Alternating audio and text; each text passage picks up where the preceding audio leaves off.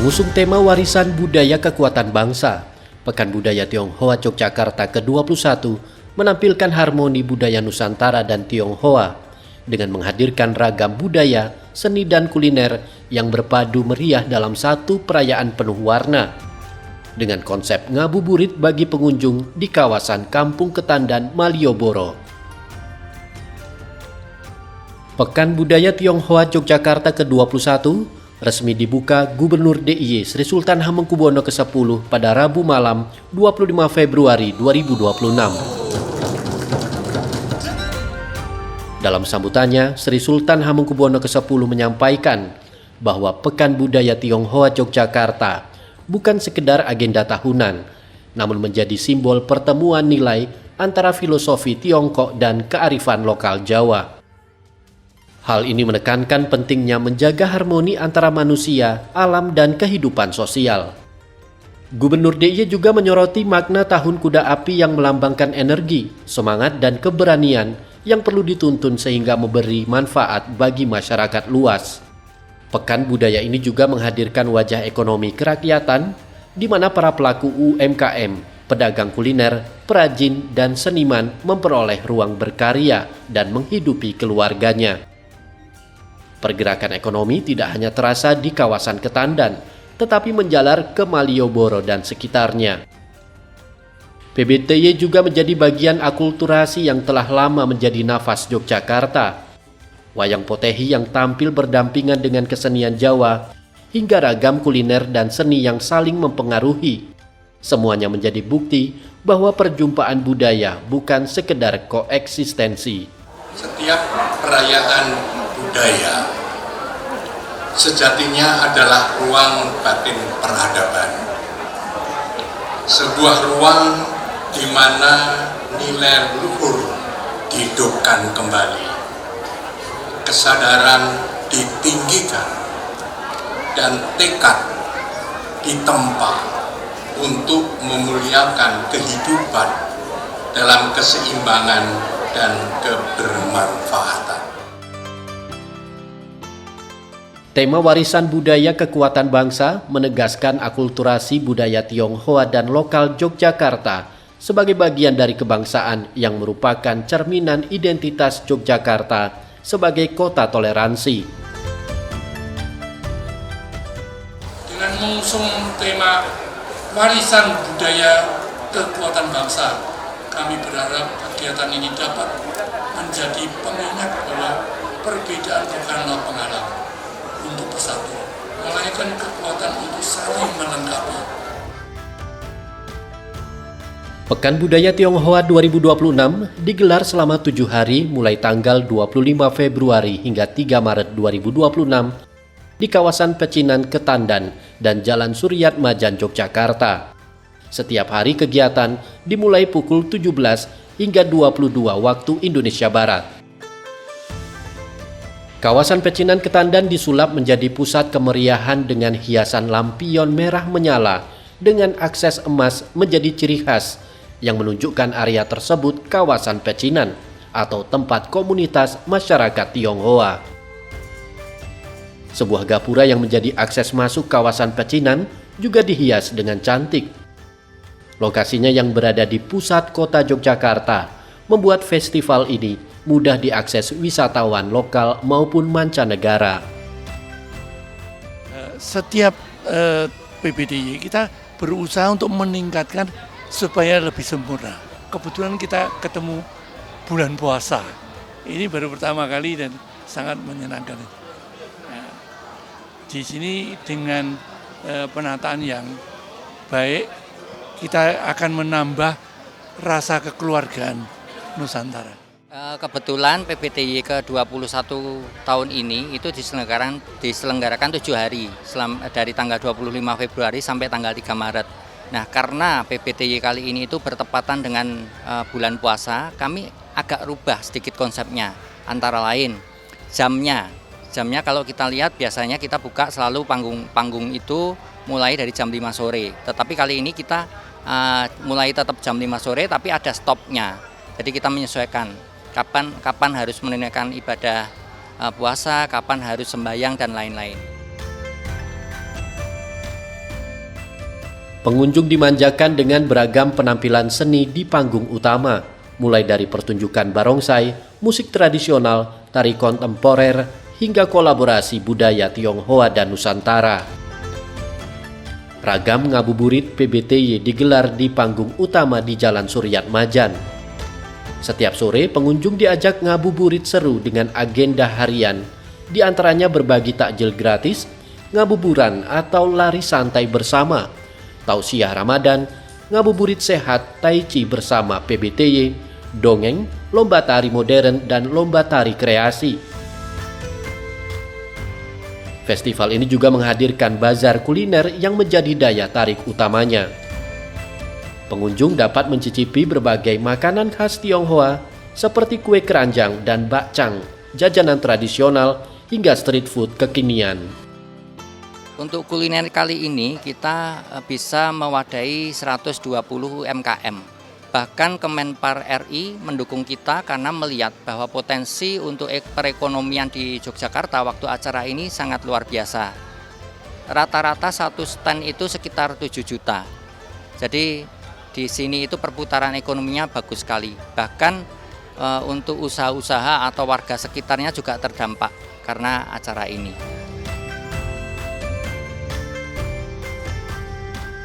Pertunjukan wayang Tionghoa atau yang sering disebut wayang potehi menjadi bagian yang tidak bisa dilewatkan pada setiap gelaran Pekan Budaya Tionghoa Yogyakarta.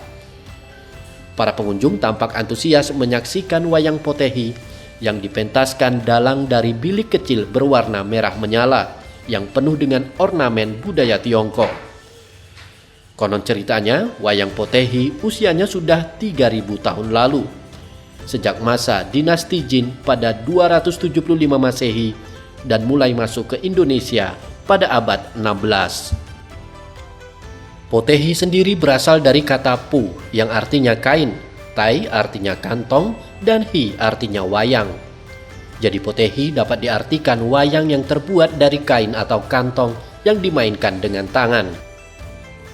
Jadi ada didikan-didikan yang lebih baik untuk penonton-penonton agar mereka bisa menilai, oh ternyata potehi itu seperti ini. Wayang potehi bentuknya hampir sama dengan wayang golek, namun berbeda dengan wayang kulit. Cara memainkannya, tangan dalang wayang potehi masuk ke dalam wayang yang terbungkus kain atau kantong, lalu menggerakkannya sesuai dialog dalam cerita. Makanya ini boneka ini unik, wayang kantong loh, seperti ini. Bentuknya seperti ini. Cuman ini kan bisa dicopot juga. Ini satu boneka bisa dibuat berapa nama. Tinggal kita ganti baju, sudah beda nanti. Pada awalnya wayang potehi biasanya dimainkan di kelenteng dengan memainkan cerita klasik seperti legenda dinasti-dinasti di Tiongkok. Wayang ini digunakan warga Tionghoa sebagai bagian dari ritual keagamaan. Namun kini pagelarannya sudah meluas untuk hiburan dan edukasi, serta dipentaskan di berbagai daerah hingga mancanegara. Kalau di sini kan saya ambil ceritain tadi si Jin Kui. Artinya si Jin Kui itu dia orang nggak punya, tapi dia punya skill. Dia satu pandai berilmu silat, pandai bermain senjata. Nah skill itu kebetulan kerajaan membutuhkan. Nah kebetulan kaisar pun dia bermimpi kalau pemuda nama si Jin Kui itu yang bisa menyelesaikan nanti kalau terjadi perang. Maka ada salah satu Perdana Menteri atasan si Jin Kui nanti itu dia punya maksud jelek gitu loh. Maksudnya kalau bisa jangan si Jin Kui, lebih baik mantu aku aja yang saudara itu. Sampai berkelanjutan, pokoknya panjang lah. Pementasan wayang potehi sendiri merupakan bentuk seni pertunjukan hasil perpaduan dari budaya Tiongkok dan Jawa. Kehadiran pendatang suku Hokkien dari daratan Tiongkok pada abad ke-16 ke Nusantara menjadi awal dari berkembangnya wayang potehi hingga saat ini. Saat masuk di Indonesia, wayang potehi dimainkan dengan dialog Hokian. Namun sekarang sudah dimainkan dengan dialog bahasa Indonesia, seperti pertunjukan yang dipentaskan di Kampung Pecinan, Ketandan dalam rangkaian PBTY 2026.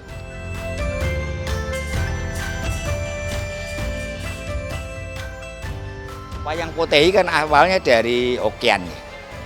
Jadi kita harus pakai bahasa Hokian. Itu pakemnya kan seperti itu. Setelah itu kita terjemahkan bahasa Indonesia atau bahasa Jawa yang bisa diterima oleh penonton gitu.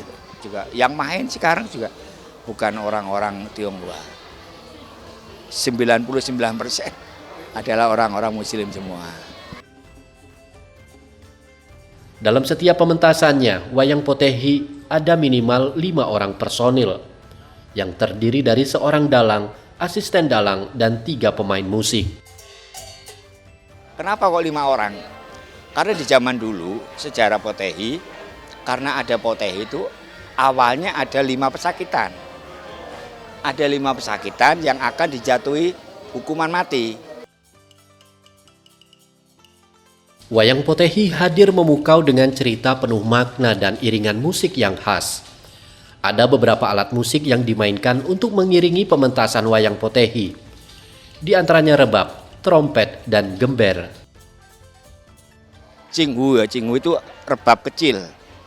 Ya, terus ada erhu itu kalau di Jawanya di pewayangan kulit itu namanya rebab. Ya, terus ada sona itu trompet. Gitu. Terus ada tualu itu gembreng atau kalau di Jawanya bisa dikatakan seperti gong gitu. Tuh, terus ada pieng-pieng itu 2 itu namanya tuabak dan siobak. Tuabak itu artinya pieng-pieng besar, siobak itu artinya pieng-pieng kecil. Wayang potehi bagi warga Tionghoa memiliki fungsi sosial dan juga ritual. Wayang potehi sebenarnya bukan sekedar tontonan bagi masyarakat, tetapi lebih dari itu, mengajarkan tatanan nilai, karakter, dan sifat seseorang, pilihan dalam bersikap terhadap sekitarnya. Wayang potehi jangan sampai ini punah ya kan. Kalau Bapak yang rasa mungkin lebih baik lah. Tahun kedepannya itu potehi lebih bagus dan namanya lebih bisa terangkat lagi. Jadi jangan sampai ditinggalkan budaya ini. Walaupun itu budaya Tionghoa tapi kita bisa gitu loh. Jadi anak-anak potehi kalau saya yang merasa mereka adalah orang-orang yang hebat gitu. Perayaan Pekan Budaya Tionghoa Yogyakarta 2026 juga menampilkan pameran benda bersejarah yang berlokasi di Museum Rumah Budaya. Museum ini menampilkan berbagai koleksi artefak serta dokumentasi budaya Tionghoa di Yogyakarta. Sebagian besar di antaranya tentang perjalanan Tionghoa ke Nusantara. Kan selama ini masyarakat itu hanya mengenal orang Tionghoa itu bergerak di ekonomi, bergerak di olahraga atau politik ya. Tapi jarang sekali orang Tionghoa itu yang mengetahui bahwa kontribusi orang Tionghoa dalam kepanduan itu adalah sangat besar. Di mana di dalam kepanduan itu ya kita belajar untuk kita itu belajar untuk kolaborasi, meningkatkan persatuan dan kesatuan. Ya, di situ dan di sini kita harus belajar berkarakter yang baik, bermoral baik. Satu itu bertakwa kepada Tuhan Yang Maha Esa. Kedua, kita harus setia kepada negara. Ya, ketiga, kita harus sayang, cinta kepada orang tua dan sesama, terus dengan seluruh makhluk hidup. Nah, itulah cita-cita atau pendidikan moral yang diberikan kepada Pandu zaman dulu. Nah, disinilah saya mencoba dengan artefak-artefak memorabilia yang ada, saya mencoba merepresentasikan, bercerita mengenai benda-benda ini semuanya, sehingga yang bisa, kalau bisa datang, bisa melihat, inilah yang mereka dulu hasilkan kegiatan bukan hanya kegiatan baris berbaris, camping, tapi mereka melakukan kegiatan sosial, ya, palang merah, menolong orang miskin, ya, dan banyak sekali hal-hal, ya, dan itulah paling penting adalah menjembatani perubahan zaman agar kita tetap menjaga karakter dan moral dan spirit kesatuan negara Republik Indonesia. Itu tujuannya. Kami merasa di Yogyakarta ini sebagai city of tolerance, itu semuanya masyarakat itu merasa nyaman untuk tinggal di sini. Semua masyarakat merasa enak untuk melakukan pendidikan di Yogyakarta. Nah, kami mau juga untuk semua seniman, semua budaya yang ditampilkan di Yogyakarta juga bisa dinikmati bersama-sama, tidak terbatas etnis tertentu atau agama tertentu atau golongan tertentu saja. Kami maunya seperti itu. Rupanya sudah 20 tahun yang lalu PBTY sampai ini ke-21 dan itu sudah tercapai. Ini terlihat dari antusiasme masyarakat Yogyakarta untuk menyambut PBTY kali ini. Luh Eka, Yudi, Jogja TV.